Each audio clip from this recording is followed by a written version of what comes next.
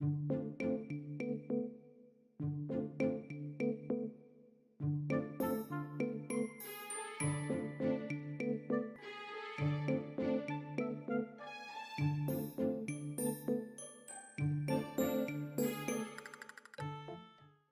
everyone, welcome back to the Hardly Famous vlog. I'm your host Ceirra, and if you haven't already remembered my name, then you should probably stop this video because you should already know my name by now, but it's okay. I'll give you a free pass because you came back. You subscribed and you came back. Or if you're new and you haven't subscribed, you still came and, wanted to watch this video. You came to the channel anyway, so, thumbs up for you. Well, 2 thumbs up, but you get the point. Anyways, on to the topic of the day, which is being an unrepresented actor. I hope I said that right, unrepresented actor. Moving forward is talking about being an unrepresented actor and what that entails and, how you can sort of change that status if you really wanted to, and then if you're okay with not, if you're okay with going like the Chance the Rapper, route and just not being represented by anybody and just doing your own thing, kudos to you. I am non-union. I don't have an agent or a manager or anything like that. So I'm kind of like just one of those like low-level actors who are trying to get a job anywhere, and whatnot, because this space is supposed to bring me all the goodness, all the joy, and all that, so I can be at Emmy level, like the people who are nominated for the Emmys. And by the way, leave a comment down below what you thought of the nomination list. Did you think there were any shows or actors or actresses or writers or directors or whoever that you thought were snubbed, or did you agree with the list? Put that down below. I have been unrepresented for about, I would say fully for about a year. I had a manager last year. So even though I was still non-union, I had somebody kind of like at least attempting to get me into, the industry door, breaking into the industry.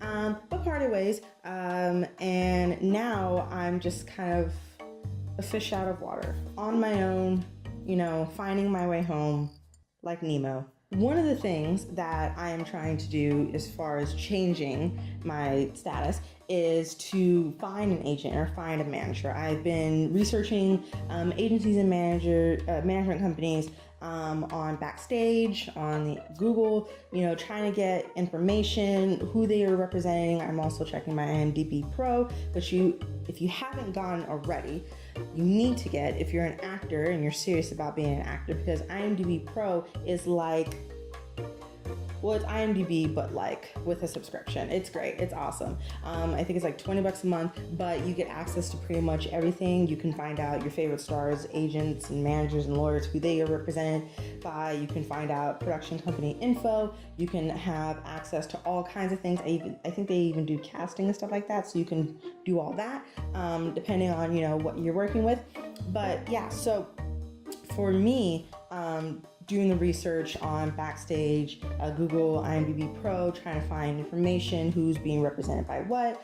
I'm looking for kind of more of the boutique, medium-sized companies, because those are the people who are going to pay attention to you. The larger companies like UTA, CAA, and what is that other one? William Morris. Oh my God, how did I forget William Morris? Anyway, point being, those 3, and I think there's like a 4th one, those are like the top dog agencies, A-list actors. You're never gonna get up there unless you know somebody who knows somebody who knows the assistant, who knows the agent. Yeah, it's like a chain of command before you get up there. Or if you, somehow get booked in, some indie movie that ends up getting award season buzz, and then there you go. That's how you get your in. But point being is that those top dog agencies aren't really looking for newbies. I would be considered a newbie because nobody knows who I am, blah, blah, blah, blah, blah. So they wouldn't be looking for people down here. They want people up here. So I'm looking for people who are here and somewhere around here, because they're looking for fresh talent. They're looking for new voices. They're looking to add to their client list, to expand their client list. So those are the people that I don't want to say targeting, but I'm looking at and submitting to. And I talked about in my last video about having priorities and setting routines as an actor, blah, blah, blah. So one of my things is that I'm emailing at least 2 agents, 2 managers per day, sometimes every other day, depending on my schedule.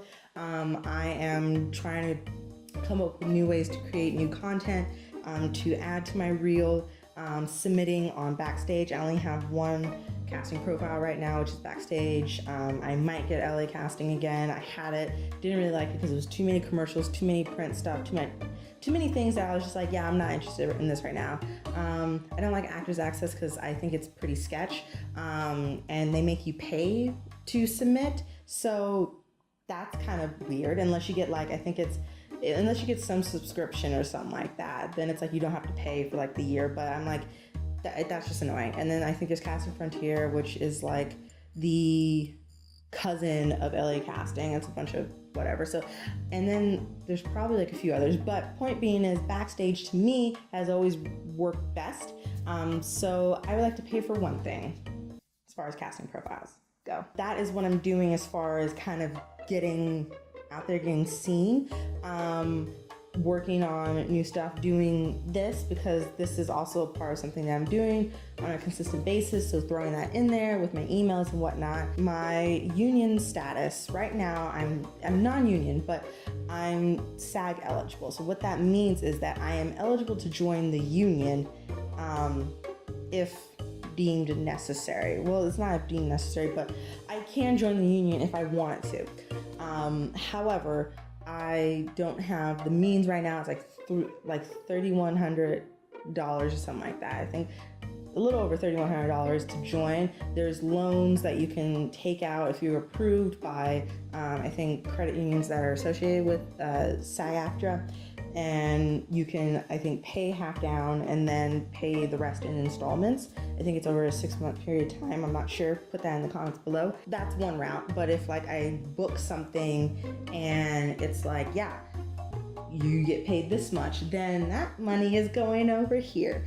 But if I book something and it's like we're going for a SAG, low budget agreement or any type of agreement or whatnot, then it's like my status will change from SAG eligible to SAG must join, meaning that I cannot work on that project or any other project until I join the union. And I think they give you a certain amount of time to do so. I think it's either 30 days or 60 days. I'm not sure. It's like this really small chunk of time that they're like, you need to get this done right now before you can do that. So yeah, not having, representation, not being union, what does that mean for me? That means that I have to do everything myself. I have to find my roles. I have to find, the people to work with. I have to get in contact, because if I don't do it, then nobody else is going to do it for me, which shows efficiency, shows perseverance, shows that persistence, showing that you are willing to do whatever it takes to get your career moving forward. And that is something that, is very, very telling of your character. If acting, performing, whatever it is something that you want to do, you have to be the person to champion your own talent and worth and work ethic, because if you don't do it, then nobody else is going to believe that you are as hardworking as you say you are. Nobody's going to believe that you are as talented as you say you are, and nobody's going to want to hire you because you aren't showing them why they should. So just staying on top of things is something that I try to do. I will admit that the last few months, acting has kind of been put on the back burner due to a bunch of other stuff. But now it's kind of like, okay, time to put it in gear and really, really, really go after stuff that I'm confident going after.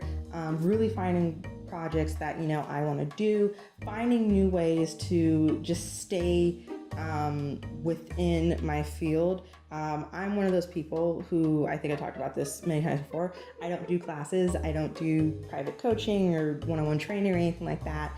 I don't do it.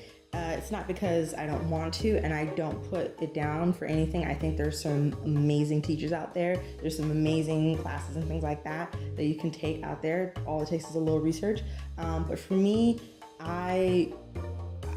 I've gotten into this point where like I've done so much school in the past that I just kind of want to be able to go out and do. Now, I'm not saying that, you know, a year from now I might change my mind, or like, you know, once I start, if I do get signed to somebody that they're like, okay, you need to do X, Y, and Z, then I'm not going to do it. But for me right now, at this point in time, going to a class, doing some type of training, is something that I'm just not into right now. I'm into talking to a camera in a room where nobody is in here but me, and doing photography and doing all these other things and doing my own creative projects and whatnot. That is something I'm into right now.